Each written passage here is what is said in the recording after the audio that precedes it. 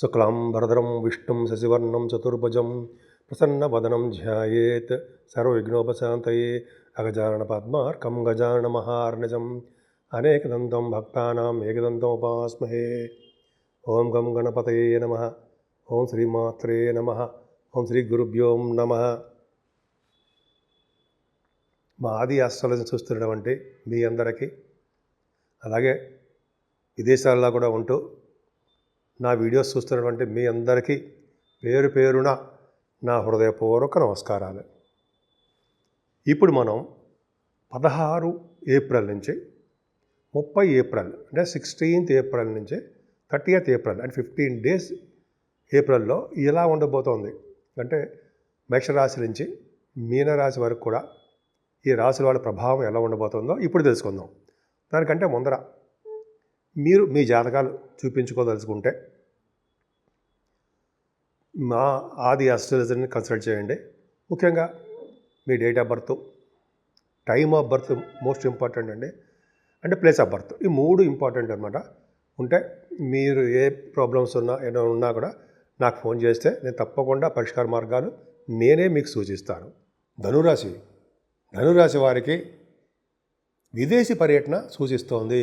ఎందుకురా మొట్టమొదటి చెప్పేస్తున్నావు అంటారు కదా, అంతే. మీరు చెప్పాలని మంచిది చెప్తున్నారంటే ధనురాశి వారికి చాలా బాగుంది. ఈ వారం అంతా కూడా ఎప్పుడు కూడా ఇబ్బంది పడరు. ఎదుటి వాళ్ళకి హెల్ప్ చేసే తత్వము, సలహాలు ఇవ్వడము, తెలివితేటలు అమోఘంగా ఉంటాయి. అంతేకాకుండా మీరు వేళ్ల పట్ట భోజనాలు మాత్రం పర్ఫెక్ట్గా చేస్తారు. అంటే భోజనం అందరూ చేస్తారండి. కాకపోతే మీకంటే ఒక స్పెషల్గా ఒక ప్రేమగా ఉండేటువంటి తల్లిగారి యొక్క వంట అంటారు చూసారా, అట్లాగా మంచి భోజన వసతులు ఉంటాయి. ధనం విషయంలోనూ ఏమాత్రం ఇబ్బంది పడరు. సకాలంలో మీ ధనం ఖచ్చితంగా వస్తుంది, అనుకున్న దానికంటే ఎక్కువ వస్తుంది. మీరు ధనం ఇచ్చే పొజిషన్లో ఉంటారు తప్ప పుచ్చుకునే పొజిషన్లో ఉండరు. అలా కొంతమందికి జాతకాల ప్రకారం ఆధారపడి ఉంటుంది. అంతేకాకుండా ఈ సంగీతం నేర్చుకుంటారు సరా, అంటే గాయకులు అంటాం కదా, గాయకులు పాటలు పాడేవాళ్ళు, వాళ్ళకి యాంకరింగ్ వృత్తిలో ఉన్న వాళ్ళకి, డబ్బింగ్ ఆర్టిస్టులకి వీళ్ళ కంఠధ్వని బాగుంటుందండో. వాళ్ళు ప్రోగ్రామ్స్ ఇచ్చే విదేశాలు వెళ్ళడం ఖాయం. వెళ్తారు, ప్రోగ్రామ్స్ ఇస్తారు. అమెరికానో ఎక్కడో చోట మొత్తానికి వెళ్తారు, ఆస్ట్రేలియానో ఏదో మొత్తానికి ఊళ్ళు వెళ్తారండి. అక్కడ మొత్తం ధనుర్రాశి వాళ్ళు విదేశాలు వెళ్ళడం ఖాయమే. ఎందుకంటే సెకండ్ హౌస్ లార్డ్ కూడా బాగున్నాడు కదండి. శని 4th భావంలో ఉన్నాడు కదా. 4th భావంలో శని మంచివాడా? తప్పు. కానీ 2వ ఇంటి వాడిగా మీకు 3వ 4వ భావన ఉండడం వల్ల విదేశ పర్యటన ఉంటుంది.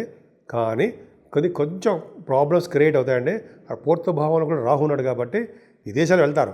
కానీ చిన్న చిన్న ప్రాబ్లమ్స్, కష్టాలు, కొద్దిగా చిన్న ప్రాబ్లమ్స్ ఎదుర్కొవుతాయి.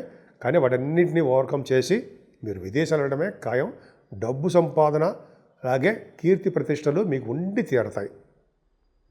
4th భావంలో బుధశుక్రుల గురించి చెప్పుకుందాం కాసేపు. బుధశుక్రులు 4th భావంలో ఉంటే చక్కటి చదువు వస్తుంది, వాహనాలు ఉంటాయి, సినిమా రంగంలో ఉండడానికి అవకాశాలు ఎక్కువ ఉంటాయి, కళారంగం చాలా అద్భుతంగా ఉంటారు మీరు. అలాగే తర్కశాస్త్రం వాదించడంలోనూ, మీటింగ్లు అంటారు కదా, డిబేట్స్, వాటిలో మీరు పాల్గొంటారు, సక్సెస్ అయితే తీరుతారు. 4th భావంలో బుధశుక్రులు ఉన్నారంటే కదండి బ్రహ్మాండంగా వాహన యోగాన్ని ఇస్తారు. వాళ్ళు 4th భావంలో బుధశుక్రులే సంగీత సాధన బ్రహ్మాండంగా ఉండేది చేస్తూ ఉంటారు. కానీ శనితో కలిసి రాహు ఉండిపోవడం వలన అన్నీ లేట్ అయిపోతూ ఉంటాయి. మనకి భయపడే అవసరం లేదండి, వాటంతటా అవే వస్తాయి. భగవంతుడు మనల్ని పరీక్ష పెడుతున్నాడు అనుకుందాం. సరేనండి. 5 మీకు రవి ప్రభావం వలన, దేవతానుగ్రహం వలన సంతాన ప్రాప్తి, పుత్ర సంతాన ప్రాప్తి కలగబోతోంది ఈ 15 రోజుల్లో. అంతేకాకుండా అంటే పంచమస్థానం రవి ఉండడం వలన ఈ computers, hardware, electricity, electronics department వాళ్ళకి బాగుంటుంది. అలాగే ప్రేమగా ఎక్కువ ఉంటారు మీరు. కొద్దిగా ఉష్ణ శరీరంతో ఉంటారు. అంటే మీ హెల్త్ బాడీ ఎలా ఉంటుంది, వేడిగా ఉండడానికి అవకాశం ఉంటుంది. అది జనరల్గా లగ్నంలో ఉన్న రవి అలాగే ఉంటుంది. ఏదైనా పంచమ స్థానంలో రవి ఉండడం వల్ల ఈ స్టాక్ మార్కెట్లో ఉన్న వాళ్ళకి, ఈ రియల్ ఎస్టేట్ రంగం కదా, స్టాక్ మార్కెట్లో ఉన్న వాళ్ళందరూ కూడా సక్సెస్ఫుల్గానే ఉంటుంది. గురు ప్రభావం వలన, గురుడు 6వ భావంలో ఉంటే అన్ని విధాలుగా శుభాలే జరుగుతాయి. ఈ పాయింట్ని నేను చాలా కాలం క్రితం ఒక బుక్స్లో చూశానండి. ధనుర్రాశి వాళ్ళకి 6వ భావంలో గురుడు అనేకమైన శుభవార్తలు, శుభకార్యాలు, శుభాలు చేకూరుస్తాడు అని ఖచ్చితంగా ఉంది. అది జరిగి తీరుతుంది. మీకు చూపిస్తా. అయినా అనవసరం, చూపించడం అవసరం నాకు లేదు. బట్ ఏంటంటే గురుడు 6వ భావంలో ఉండడం వల్ల మంచిగా జరుగుతుంది, చెడు జరగదు. అంతేకాకుండా మీరు గురు ప్రభావం వలన ధైర్యంగా ఉండడము, మేనమామలకి అద్భుతంగా ఉండడము, రాజకీయ రంగంలో కూడా మంచి ప్రవేశం ఉండడము, అలాగే గురు ప్రభావం వలన భావభావంలో గురుడు ఉండడం వలన రచయితలు కూడా చాలా అద్భుతంగా ఉండము, మీకు ఎటువంటి అనారోగ్య సమస్యలు వచ్చినా సరే వాటి నుంచి బయటపడడానికి అవకాశం ఉంది.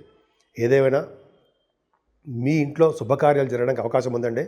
ఎందుకంటే 7th హౌస్ లార్డ్ 4th భావంలో ఉన్న, 2nd హౌస్ లార్డ్ 4th భావంలో ఉన్న, ఇది చాలా కాంబినేషన్స్ ఉన్నాయి కదండి. 10th హౌస్ లార్డ్ 4th భావంలో, అదే ఎందుకు చెప్తున్నాను, మీ బుధుడి గురించే చెప్తున్నా. విదేశాలు వెళ్తారు, విదేశాల్లో మీరు ఉన్నతమైనటువంటి ఉద్యోగ పరంపర కోసము, ధన సంపాదన కోసము, అంటే ఉద్యోగం అంటే వ్యాపారం కూడా అవ్వచ్చు, వెళ్ళి తీరుతారండి. అక్కడ పరిస్థితులు ఖచ్చితంగా మీకు అనుకూలవంతంగానే ఉంటుంది అన్న సందేహం లేదు. మీ జాతకాల ప్రకారం చూసుకుందాం. అక్కడ చూడండి, రాహు కనెక్షన్ కూడా ఉంది. ఆ రాహు కనెక్ట్ అయి ఉన్నాడంటే విదేశాలు వెళ్ళడం ఖాయం. సప్తమాధిపతిగా 4th భావంలో ఉన్నాడు, డెఫినెట్గా వెళ్తారు. అంతేకాకుండా వివాహ శుభకార్యాలు జరిగి బహుశా సరదాగా విహారయాత్రల కోసం వెళ్ళొచ్చేమో ఫారిన్ కంట్రీస్. అలాగే భార్యాభర్తలు కూడా విదేశాలకు వెళ్తే ఉద్యోగాల కోసం చేయొచ్చేమో, బ్రహ్మాండంగా ఉంటుంది. అలాగే అష్టమ స్థానంలో కుజురున్నాడంటే కొద్దిగా అనారోగ్య సమస్యలు రావడానికి అవకాశం ఉంది మీ పిల్లలకి, అలాగే మీకు కూడా. అందుకనే మనం ఏం చేద్దాం, మీరేం చేస్తారంటే సుబ్రహ్మణ్య స్వామి కళ్యాణము, సుబ్రహ్మణ్య స్వామి ఆరాధన, సుబ్రహ్మణ్యేశ్వర స్వామికి పాలతో అభిషేకాలు, ఇలా మీకు ఏది తోస్తే అది పూజించండి. సుబ్రహ్మణ్య స్వామి మీకు మంచివాడు కదండి, 5th హౌస్ లార్డ్ మంచివాడు కదా, అద్భుతమైన వాడు. ఆయన స్వామిని పూజించడం వలన అద్భుతమైన ఫలితాలు కలుగుతాయి. ఏదేమైనా భాగ్యస్థానాధిపతి కూడా బాగున్నాడండి, మీకు భాగ్యాన్ని ఇస్తుంటాడు, విదేశ పర్యటన కలిగించేట్టు చేస్తుంటాడు.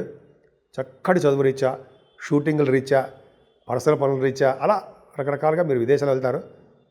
అలా మీరు చేస్తున్న ఏ చిన్న వ్యాపారమైనా, బంగారు వ్యాపారం అద్భుతంగా ఉంటుంది, చాలా బ్రహ్మాండంగా ఉంటుంది. రవి బంగారు కారకుడు కదండి, చాలా అద్భుతంగా ఉంటుంది. అలాగే ఏ వ్యాపారం చేసినా అభివృద్ధికరంగానే ఉంటుంది.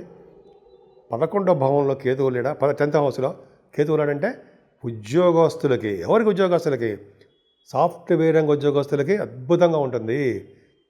ఆడవాళ్ళకి చెప్తానండి, సాఫ్ట్వేర్ రంగ ఉద్యోగస్తులకి ప్రమోషన్స్ రావడము, దీర్ఘకాలంగా ఆగిపోయినటువంటి డబ్బులు ఉంటే ఫైనాన్షియల్గా అవి రావడము జరుగుతుంది. బ్యాంకింగ్ రంగంలో ఉన్న వాళ్ళకి, ఫైనాన్స్ రంగంలో ఉన్న వాళ్ళకి, ఎడ్యుకేషన్ ఇన్స్టిట్యూషన్స్లో ఉన్న వాళ్ళకి, వేద పండితులకి, డాక్టర్స్ వృత్తిలో ఉన్న వాళ్ళకి, ఈ లాయర్స్ అంటే సరే అడ్వకేట్స్, వాళ్ళకి మంచి పవర్ అది ఉంటుంది. ఇంకా ముఖవర్చస్సు పెరుగుతుంది, వాగ్ధాటి చాతుర్యం బాగుంటాయి. ముఖ్యంగా మీ జాతకాలు చెప్పేవాడు జాతక బ్రహ్మలు ఉన్నారు కదా, వాళ్ళకి మంచి మంచి ఆస్ట్రాలజర్స్ ఉన్నారు, వాళ్ళకు కూడా 10th హౌస్ పర్ఫెక్ట్గా చాలా బాగుంది. మీరు చేస్తున్న వ్యాపార అభివృద్ధి కూడా చాలా బాగుంటుందండి, ఏమీ భయపడాల్సిన అవసరం లేదు. వ్యాపారం కన్నా ఉద్యోగం విన్నానే అద్భుతంగా ఉంది. అలాగే ముఖ్యంగా ఇంకో విషయం చెప్పాలి, రాజకీయ రంగంలో ఉన్న వాళ్ళు కూడా పదవులు రావడము, ప్రజాదరణ ఉండడము, ఎన్ని ప్రాబ్లమ్స్ ఉన్నా సరే వాళ్ళకి ప్రాబ్లమ్స్ ఉన్నాయి, చిన్న చిన్న ప్రాబ్లమ్స్ ఎదురవుతుంటాయి, కానీ వాళ్ళకి ప్రజాదరణ మాత్రం ఏమాత్రం తగ్గదు. అది అద్భుతంగా ఉంటుంది నిజంగా గురు ప్రభావం వల్ల. సరే, అది విధంగా ఉందండి, మీ జాతకం బాగుంది. ఏదైనా సన్మానాలు జరుగుతుంటాయి, విదేశాలు వెళ్తారు, అక్కడ గుడులకి, అక్కడంటే ఇక్కడ కూడా ఇండియాలో కూడా గుడులకి, గోపురాలకి బావులు తవ్వించడానికి కోసము, ధ్వజస్తంభాల కోసము, అన్నదానాల కోసము, మంచి మంచి వాడికి మాత్రమే ఈ ధనాన్ని ఖర్చు పెట్టడానికే ఎక్కువ అవకాశాలు ఉన్నాయి. ఈ వారంలో సుబ్రహ్మణ్య స్వామి ఆరాధన చేయండి. అలాగే 30వ తారీఖున కూడా మనకి అంటే మన సింహాచల లక్ష్మీ నరసింహస్వామి వారి యొక్క మనకి నిజరూప దర్శనం కలగబోతోంది. మనకి నేను మధ్య చూశాను. సో మనం స్వామివారిని కొలుద్దాం. స్వామివారిని కొలవడం వలన ధైర్యం వస్తుందని ముందర. అంతేకాకుండా మన ఈ ప్లానెట్ గ్రహాల వలన వచ్చే దోషాలు కూడా చాలా చాలా తగ్గుముఖం పడతాయి. దోషాలు మనకి చాలా తగ్గుకి రావు. కాబట్టి లక్ష్మీ నరసింహస్వామిని, సుబ్రహ్మణ్య స్వామిని కొలవడం వల్ల మీరు అన్ని రంగాలను ముందంజలో ఉండడానికి అవకాశాలు ఎక్కువ. ఇప్పుడు మనం రెమెడీస్ గురించి తెలుసుకుందామండి. రెమెడీస్ అంటే మనం ఏ పరిహారాలు చేసుకుంటే బాగుంటుంది. మేషరాశి నుంచి మీనరాశి వరకు కూడా 12 రాశుల వారికి కూడా చెప్పదగ్గ సూచన పరిహారాలండి. ఇప్పుడు ఈ 15 రోజులు కూడా సర్పదోషం ఉందండి. రాహుకేతుల మధ్యలో 8 గ్రహాలు ఉండిపోయాయి. చంద్రుడు కూడా బయటకు వచ్చేస్తారు అనుకోండి. ఒక విధంగా చెప్పాలంటే సవ్యకాల సర్పదోషము అంటాం. రాహుకేతుల మధ్యలో గ్రహాలు ఉండిపోతే, సపోజ్ రాహుకేతు మధ్యలో శనీశ్వరుడు, రాహు దగ్గరే శనీశ్వరుడు, బుధ శుక్రులు ఉండడము, రవి, గురు, కుజ, కేతువులు, ఈ రాహుకేతుల మధ్యలోనే ఇన్ని గ్రహాలు ఉండిపోవడం వల్ల సర్పదోషం కూడా ఏర్పడుతుంది. సవ్యకాల సర్పదోషం అంటాం. సో ఈ సర్పదోషాన్ని నుంచి మనం బయటపడాలన్నా, కొద్దిగా సర్పదోషాన్ని నుంచి మనకి ఇబ్బందులు కలగకుండా ఉండాలన్నా ముఖ్యంగా చేయవలసిన పని శ్రీకాళహస్తి. శ్రీకాళహస్తీశ్వరుడు పూజించడం వల్ల, హస్తీశ్వరుడిని శివుడిని అమ్మవారిని పూజించడం వల్ల, అలాగే రాహుకేతులకి సర్పదోషం కోసం శ్రీకాళహస్తిలో పూజలు చేస్తారండోయ్. అక్కడ చేయించుకోవడం వల్ల ఒకవేళ కుదరకపోతే మన ఊళ్ళోనే మన రాహుకేతులకు సంబంధించిన పూజలు చేసుకోవడం వల్ల చాలా మటుకు సర్పదోషం అనేది, సవ్యకాల సర్పదోషం అనేది తగ్గిపోతుంది. అంటే ఏంటి, గ్రహాలు ఇచ్చే ఫలితాలు ఇవ్వకుండా వాళ్ళు అడ్డుపడుతూ ఉంటారు. మంచి ఫలితాలు ఇవ్వకుండా మనకి కొద్దిగా ఆటంకాలు ఏర్పడడానికి అవకాశం ఉంటుంది.